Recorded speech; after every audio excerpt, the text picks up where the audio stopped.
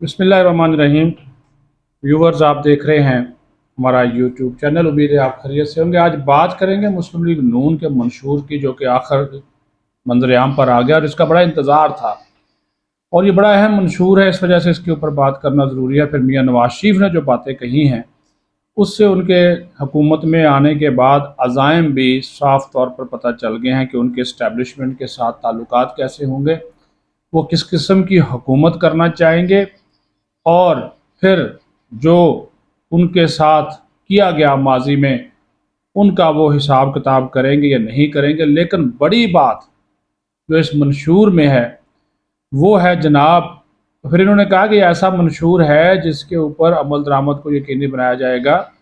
तो वो जो सबसे बड़ी बात है वो इन्होंने की है कि नैब का ख़ात्मा करने जा रही है मुस्लिम लीग नून हुकूमत में आकर। और इन्होंने कहा कि चूँकि नैब को इस्तेमाल किया जाता है पॉलिटिकल इंजीनियरिंग के लिए, सियासी इंतकाम के लिए, ज़ाती इंतकाम के लिए, और नवाज शरीफ, शहबाज शरीफ, मरीम नवाज नैब के हत्थे चढ़ चुके हैं। इनके कई जो लीडर हैं वो नैब के हत्थे चढ़ चुके हैं। तो लिहाजा इन्होंने ये डिसाइड किया कि नैब को जो है वो ख़त्म किया जाए। और ये जो मंशूर है पाकिस्तान को नवाज दो के नाम से, इसमें नवाज भी आ गया, नवाजने वाला नवाज भी आ गया और नवाज शरीफ भी खुश हो गए कि उनके नाम से ये मंशूर है। क्योंकि इन्होंने कहा कि जब आप हुकूमत बनाएंगे 2024 में, तो उन्होंने फिर आगे कहा कि 2024-25 का जब बजट आएगा तो ये जो नवीद इन्होंने सुनाई है आवाम को, क्योंकि आपके आवाम आम लोगों के भी ये बात हो सकती है उनके इंटरेस्ट की,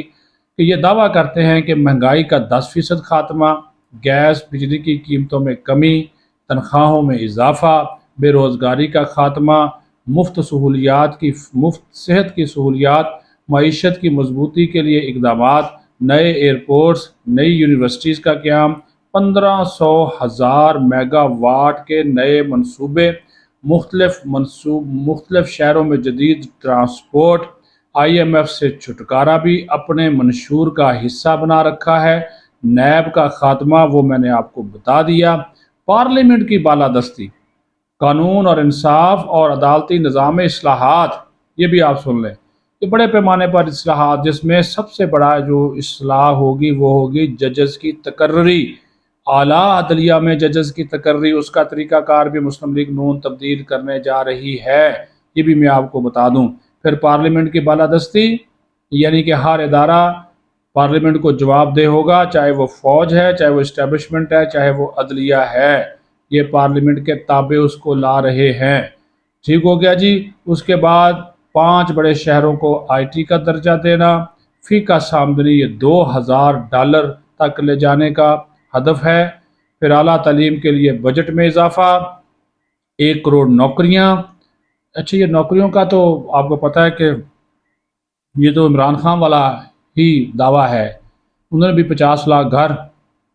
और 1 करोड़ नौकरियां देने का वादा किया था। उसका जो हुआ, अल्लाह करे इनके इस दावे और वादे के साथ ऐसा ना हो, 1 करोड़ ना सही 1 लाख ही मिल जाए लोगों को नौकरियां, बड़ी बात होगी। बेरोज़गारी का खात्मा, सहाफ़ियों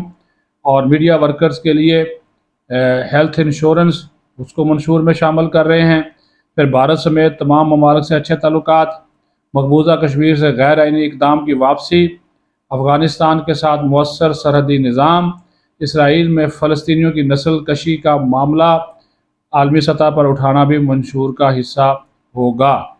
अब नवाज शरीफ ने जो बातें कही, मैंने बड़ी मेन आपको बता दी। वैसे तो लंबा चौड़ा ये मंशूर है, ये आप देख भी रहे हैं, साथ साथ इसकी कापी जो है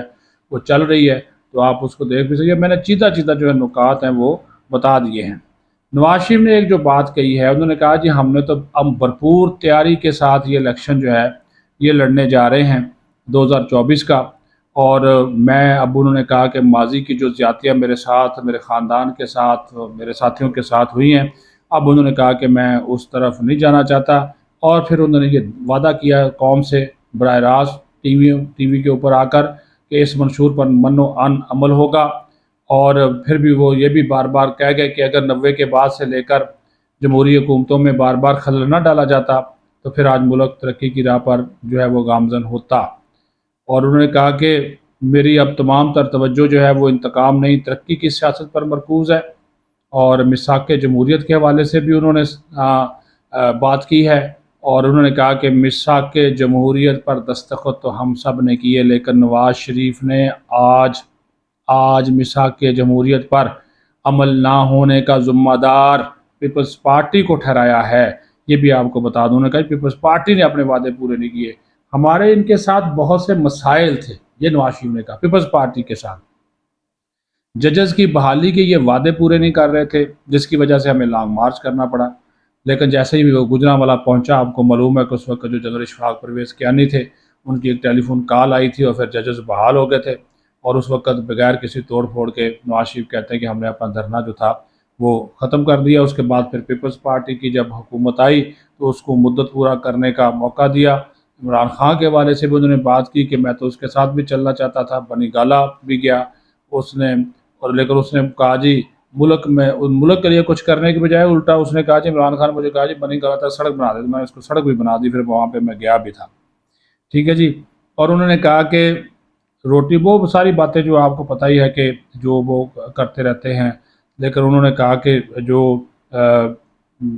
کوئی جھوٹے خواب وغیرہ میں نہیں دکھانا چاہتا، اور کیونکہ پھر جو شہباز شریف تھے ان کا خطاب عرفان صدیقی نے بڑی اس کے اوپر کام کیا ہے، اس منصور کے اوپر، باقی وہ ساری باتیں جو ہیں، اور کیونکہ پھر طاہر القادری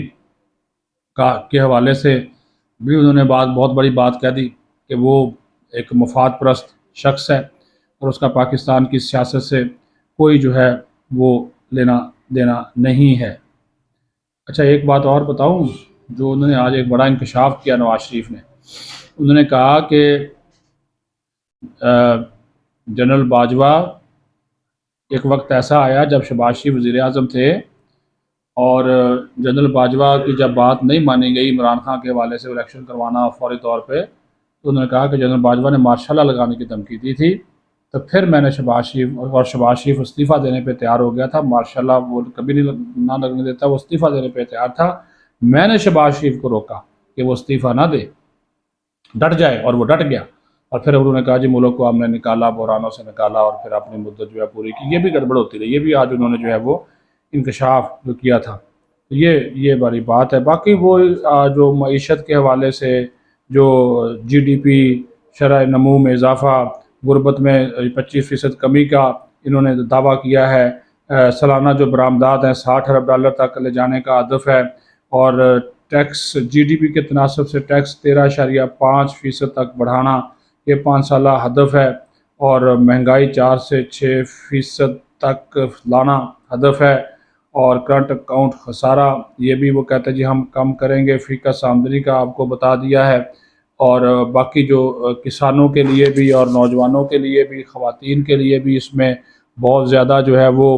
ایشوز ہیں۔ اور یہ اب دیکھیں نا، ایک بات جو ہے وہ آپ کو بتانا بہت ضروری ہے، یہ ان کے منشور کا حصہ ہے، یہ دیکھیں ان نیب کا خاتمہ، میرٹ اور شمولیت کو یقینی بنایا جائے گا، انسداد بدعنوانی کے اداروں اور ایجنسیوں کو مضبوط کیا جائے گا، عدالتی کارروائی براہ راست نشر ہوگی، شیل عدالتیں قائم ہوں گی، سمندر پار پاکستانیوں کی عدالتیں بہتر اور مضبوط بنائی جائیں گی، عدلیہ میں ڈیجیٹل نظام، خاندان اور بچوں کی تحویل کے قوانین میں اصلاحات،